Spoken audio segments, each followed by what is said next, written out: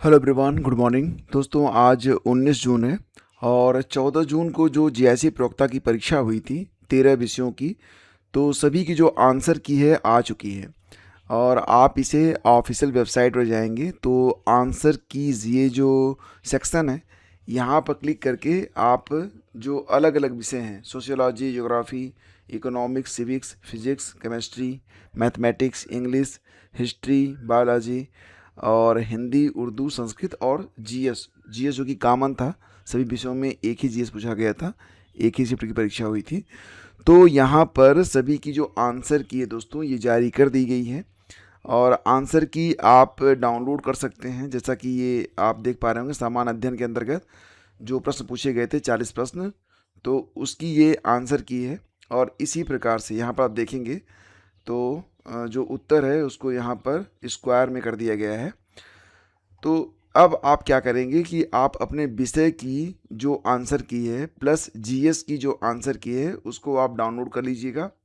Download करने का link आपको डिस्क्रिप्शन में दिया गया है, या फिर आप व्हाट्सएप चैनल पर जाकर डाउनलोड कर सकते हैं, क्योंकि टेलीग्राम तो बंद है। तो व्हाट्सएप चैनल आप लोग ज्वाइन कर लीजिए। व्हाट्सएप चैनल का लिंक आपको पहले कमेंट में दिया गया है, तो वहाँ से जाकर आप इसे प्राप्त कर सकते हैं। और अगर आपको लगता है कि आपका उत्तर सही है और ये जो उत्तर दर्शाया गया है आयोग के द्वारा, इसमें कोई त्रुटि है, तो फिर आप अपना जो मतलब इस पर आपत्ति है लगा सकते हैं। और इसकी जो नोटिस आ चुकी है, जैसा कि आप यहाँ पर देखिए, हर विषय के सापेक्ष एक नोटिस यहाँ पर लगाई गई है कल की डेट में। और 23 जून तक आप अपनी आपत्ति जो है वो दर्ज करवा सकते हैं। तो यहाँ पर कहा यह जा रहा है कि यदि उन्हें प्रश्नोत्तरों में कोई विसंगति प्रतीत होती है तो इस संबंध में अपना प्रत्यावेदन, आपत्ति और संगत साक्ष्य सहित, ये नीचे एक प्रारूप दिया गया है, इस प्रारूप पर आपको मतलब तैयार करके भेजना है। और इसे आप बाई हैंड या फिर एक बंद लिफाफे में रख कर 23 जून 2026 सायं 5 बजे तक कार्य दिवस में या किसी भी कार्य दिवस में उपलब्ध करवा सकते हैं। तो ध्यान दीजिएगा, आपके पास समय बहुत कम बचा हुआ है। आज 19 तारीख है और कुल मिला के 3-4 दिन का समय आपके पास बचा हुआ है, और बीच में 21 तारीख को नीट की परीक्षा भी है। तो मतलब ये होगा कि भीड़ उस दिन ज़्यादा रहेगी। तो अब आप अपना मैनेज कर लीजिए। अगर आपको आपत्ति लगानी है तो आपत्ति आप कर दीजिएगा, ठीक है। और ये जो नोटिस है दोस्तों, ये मैं लगा दूंगा टेलीग्राम पर, ताकि आप समझ पाएँ कि किस प्रकार से आपको अपनी आपत्ति लगानी है और जो आपत्ति का प्रारूप है वो किस प्रकार से होगा। हालांकि इसे ऑफिशियल वेबसाइट पर भी शो किया गया है, तो कोई दिक्कत तो आपको नहीं होगी। फिर भी आपकी सुविधा के लिए व्हाट्सएप चैनल स्टडी विद ज्ञान प्रकाश पर ये उपलब्ध रहेगा, ठीक है। दोस्तों, आगे बढ़ते हैं और यूपीटीटी की परीक्षा जो कि होने वाली है 2, 3 और 4 जुलाई को, उसके रिगार्डिंग एक लेटेस्ट अपडेट निकल कर सामने आ रही है। और जैसा कि आप जानते हैं कि आपकी जो परीक्षा है 2, 3 और 4 जुलाई को है, तो प्रश्न पत्र जो है कब तक आएंगे, तो दोस्तों ये 30 जून तक आएंगे, ठीक है। ध्यान दीजिएगा, 30 जून तक आपके जो प्रश्न पत्र हैं, एडमिट कार्ड हैं, ये जारी किए जाएंगे। लेकिन 22 जून को परीक्षा जनपद की सूचना आपको मिल जाएगी। तो परीक्षा जनपद की सूचना आपको 22 जून को मिल जाएगी, मतलब नीट की परीक्षा 21 को है। उसके बाद आपको यूपीटीटी 2026 की जो एग्ज़ाम सिटी है उसकी अपडेट आपको मिल जाएगी। एडमिट कार्ड आपके 30 जून को जारी किए जाएंगे। तो और इसी के साथ आप यहाँ पर देखिए, आगरा से केजीबीवी यानी कि कस्तूरबा गांधी आवासीय बालिका विद्यालय की ओर से शिक्षक भर्ती आई हुई है। तो दोस्तों, ये जो भर्ती है ये संविदा के आधार पर की जाएगी और शैक्षिक सत्र 2026-27 लिए केवल महिला अभ्यर्थियों के आवेदन पत्र आमंत्रित किए जाते हैं। पूर्ण रूप से भरे हुए आवेदन पत्र दिनांक 30 जून तक पंजीकृत डाक स्पीड पोस्ट द्वारा कार्यालय जिला बेसिक शिक्षा अधिकारी समग्र शिक्षा अशोकनगर आगरा पर सायं 5 बजे तक प्राप्त किए जाएंगे। तो पद एवं अर्हता, समस्त पद महिला अभ्यर्थियों के लिए हैं। तो इसमें जो पद है ये प्रधानाचार्य का भी पद है, और इसके लिए क्या है कि कक्षा 9 से 12 तक कम से कम 4 वर्ष का शिक्षण अनुभव होना चाहिए। और अगर आप एमए हिंदी अंग्रेजी अथवा एमएससी भौतिक विज्ञान, रसायन विज्ञान, जंतु विज्ञान, वनस्पति विज्ञान, गणित, कंप्यूटर साइंस में किसी विश्वविद्यालय या संस्था या ऐसे विश्वविद्यालय या संस्था से संबद्ध किसी मान्यता प्राप्त संस्था की या अन्य राज्यों की परिषदों से संबद्ध किसी संस्था की, या मतलब आपके पास एमए होना चाहिए और आपके पास 4 साल का अनुभव होना चाहिए। और आपको जो मानदेय मिलेगा दोस्तों महीने में, ये 30,000 रुपये मिलेगा। अब ध्यान दीजिएगा, ये पद महिला के लिए है, तो इसमें पुरुष आवेदन नहीं कर सकते हैं। इसके अलावा पीजीटी हिंदी, पीजीटी अंग्रेजी, पीजीटी गणित और जितने भी यहाँ पर पद हैं सभी को मंथली जो मानदेय होगा ये 22,000 रुपये मिलेगा। ठीक है। पीजीटी जीव विज्ञान मानदेय उतना ही रहेगा, 22,000। और पीजीटी रसायन विज्ञान, पीजीटी भौतिक विज्ञान, कंप्यूटर विज्ञान के अंतर्गत अगर अभ्यर्थी जो हैं वो एमटेक कंप्यूटर विज्ञान या बीटेक कंप्यूटर विज्ञान किसी मान्यता प्राप्त विश्वविद्यालय से हैं, या फिर एमएससी या एमएससी कंप्यूटर विज्ञान किसी मान्यता प्राप्त विश्वविद्यालय से, अथवा बी लेवल ऑफ डोएक मतलब आपके पास बी सर्टिफिकेट है, तो आप यहाँ पर आवेदन कर सकते हैं। या फिर अगर आपके पास स्नातकोत्तर डिग्री के साथ PG diploma in computer application है तो भी आप आवेदन कर सकते हैं। तो यहाँ पर भी आपको जो मानदेय मिलेगा 22,000 रुपये ही रखा गया है। इसके अलावा लैब असिस्टेंट के लिए भी पद है, तो हाई स्कूल विज्ञान वर्ग के साथ और लेबोरेटरी तकनीक में डिप्लोमा होना चाहिए और मान्यता प्राप्त बोर्ड से इंटरमीडिएट अगर आप पास हैं साइंस साइड से तो भी आप यहाँ पर आवेदन कर सकते हैं। 7,147 रुपये आपको जो है मानदेय मिलेगा। कार्यालय अधीक्षक लिपिक के लिए कुल 12,430 रुपये मानदेय है और इसमें एलिजिबिलिटी ये है कि इंटरमीडिएट परीक्षा या इसके समकक्ष आपने कोई परीक्षा पास की हो। ठीक है।